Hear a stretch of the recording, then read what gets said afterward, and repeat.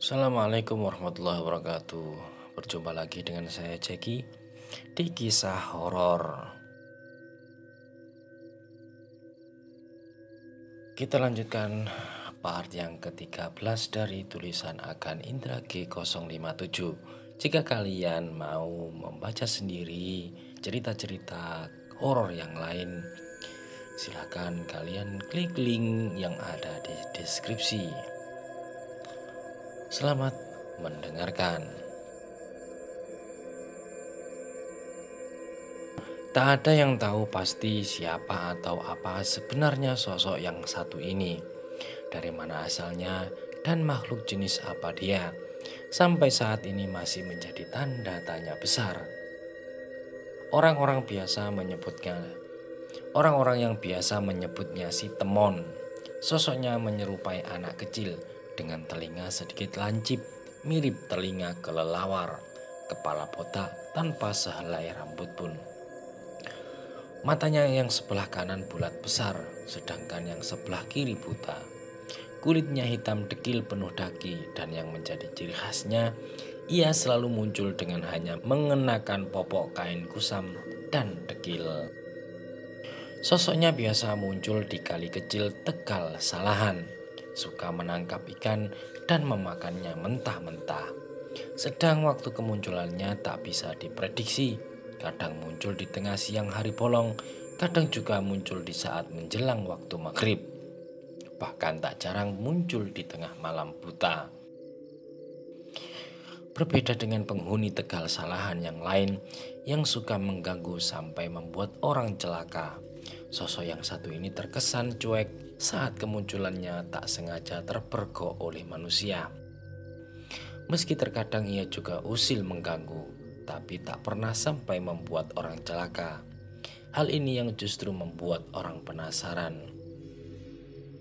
Kang Marno, warga desa Kedung Jati yang memiliki ladang di dekat kali kecil itu, pernah sekali memergoki kemunculan makhluk bernama si Temon ini.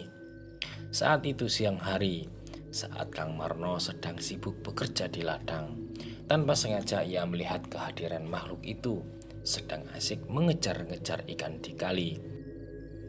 Penasaran, Kang Marno mencoba mendekati dan menyapa makhluk itu.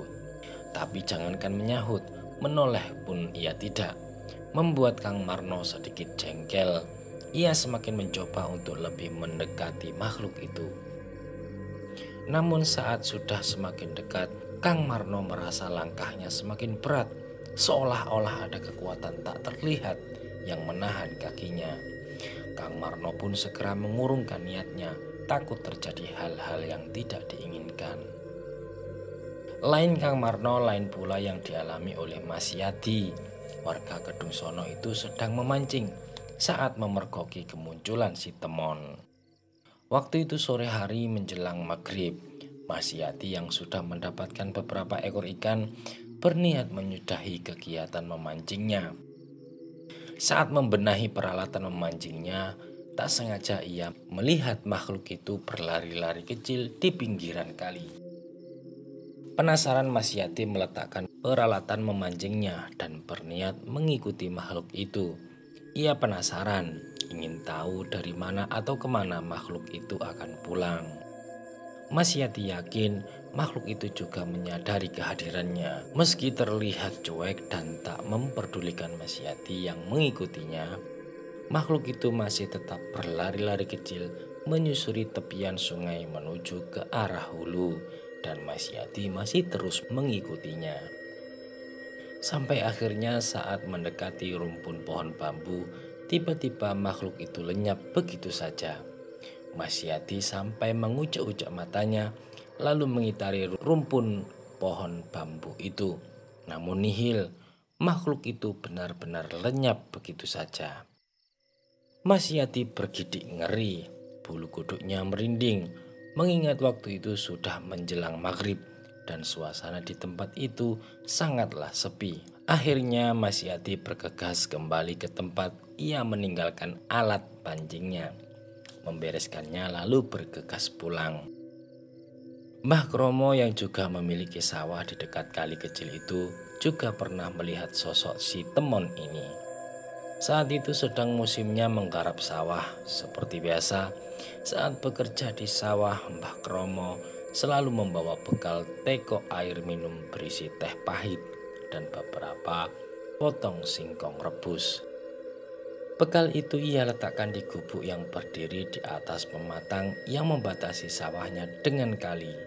Sedang asik mencakul di sawah, tiba-tiba Mbah Kromo mendengar suara berisik dari arah gubuk. Saat ia menoleh, nampaklah makhluk bernama si Temon ini tengah asik mengacak-acak bekal yang ia simpan. Air teh di teko yang masih panas dituang di atas kepalanya yang botak, seolah-olah dipakai untuk mandi. Sedangkan beberapa potong singkong rebus yang tadi ia bungkus dengan daun pisang, kini telah berjajaran di tengah sawah. Geram, Mbah Kromo melempari makhluk itu dengan lumpur. Bukannya takut, makhluk itu justru berjingkrak-jingkrak kesenangan. Semakin geram, Mbah Kromo berusaha mengejar makhluk itu sambil membawa sepotong kayu.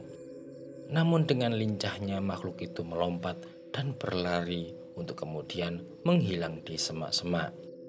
Lek Mardi, pedagang tempe dari desa Kedung Sono, juga pernah menjadi korban keisengan si Temon. Waktu itu pagi hari menjelang subuh, seperti biasa, Lek Mardi melintas di jalan Salahan dengan motor tuanya.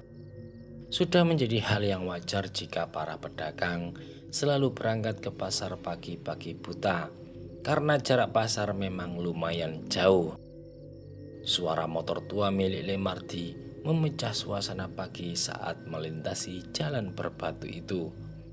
Tak ada firasat buruk yang dirasakan oleh Lemardi, karena memang sudah setiap pagi ia lewat jalan itu.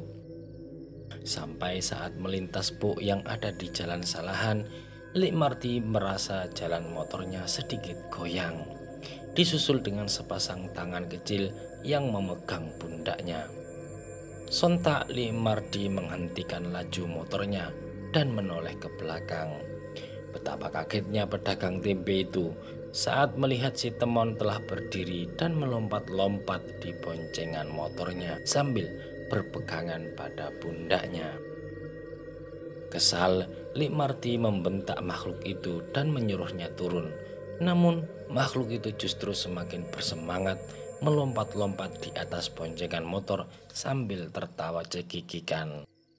Semakin kesal, Lemardi menstandarkan motornya, lalu turun dan mengambil sepotong kayu yang ada di pinggir jalan. Menyadari bahaya mengancam, makhluk itu segera melompat turun dan kabur ke semak-semak di pinggir jalan. Setelah sebelumnya masih sempat menyambar beberapa potong tempe dari bronjong di boncengan sepeda motor, Lemardi hanya geleng-geleng kepala melihat tingkah makhluk itu sebelum akhirnya ia melanjutkan perjalanannya. Yumenuk, warga desa Kedung Jati, juga pernah menjadi korban keisengan si Temon. Saat itu pagi hari, Yumenuk sedang mencuci sekalian mandi di kali Salahan. Seperti orang desa pada umumnya, tanpa sungkan, Yumenuk mandi dengan hanya mengenakan kutang dan celana dalam saja. Hal seperti itu sudah lumrah di desa itu. Apalagi hari masih sangat pagi, suasana masih sepi, dan tempat ia mandi agak jauh dari jalan, terhalang oleh rimbunan semak-semak. Jadi Yumenuk tak khawatir ada orang yang melihatnya. Sedang asik-asiknya mandi, tiba-tiba Yumenuk mendengar suara kasrak-kusruk di semak-semak. Kaget, Yumenuk segera menyambar kain untuk menutupi tubuhnya. Sial, siapa yang kurang ajar mengintip orang mandi pagi-pagi begini? Belum hilang rasa kaget Lemardi, dari balik semak-semak muncul sosok si Temon sambil menyeringai lebar. Sontak Yumenuk menjerit lalu berlari tunggang langgang meninggalkan ember cuciannya di pinggir kali. Tak hanya orang-orang dewasa, anak-anak pun tak luput dari keisengan si Temon. Saat itu musim kemarau, sawah yang kering pun berubah fungsi jadi lapangan bola. Sore hari anak-anak Kedung Jati dan Kedung Sono sepakat untuk bertanding sepak bola di sawah Mbah Kromo. Pertandingan berjalan seru, Anak-anak Kedung Jati dan Kedung Sono memang sudah sejak lama menjadi musuh bebuyutan dalam hal bermain bola. Sedang seru-serunya anak-anak itu bermain, tiba-tiba muncul si Temon yang ikut berlari-lari di tengah lapangan. Sontak anak-anak pun bubar, berlari pulang sambil menjerit-jerit ketakutan. Masih banyak lagi sebenarnya orang-orang yang menjadi korban keisengan si Temon ini. Tapi rata-rata orang tidak merasa takut dengan kehadiran makhluk misterius ini. Mungkin karena wujudnya yang menyerupai anak-anak. Jadi orang-orang menganggap makhluk itu hanya ingin mengajak bermain-main. Karena memang ia hanya sekedar usil, tak pernah sampai mencelakai. Dan sampai saat ini si Temon ini tetap menjadi misteri. Itulah tadi part yang ke-13 ya. Judulnya si Temon. Apakah kalian pernah melihat sosok yang seperti si Temon? Mudah-mudahan tidak pernah ya. Oke, terima kasih sudah mendengarkan. Semoga kalian bisa terhibur. Dan semoga juga kalian tidak bermimpi buruk. Akhirnya, Assalamualaikum warahmatullahi wabarakatuh.